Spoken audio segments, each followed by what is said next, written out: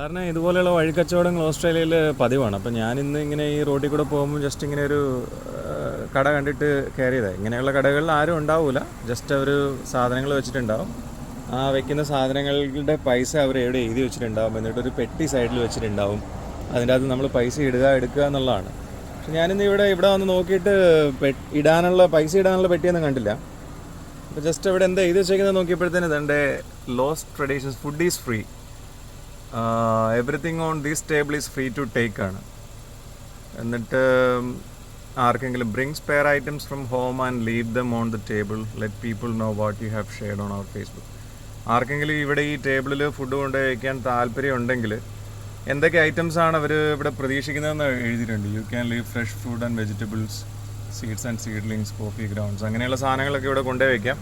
എന്നിട്ട് അവരുടെ ഫേസ്ബുക്ക് പേജിൽ അതൊന്ന് നോട്ടിഫൈ ചെയ്താൽ മതി, ഈ സാധനങ്ങൾ ഇവിടെ ഉണ്ട് എന്നുള്ളത് നോട്ടിഫൈ ചെയ്താൽ മതി എന്നാണ് പറഞ്ഞത്. ചെറുനാരങ്ങയൊക്കെ ഇരിപ്പുണ്ട്.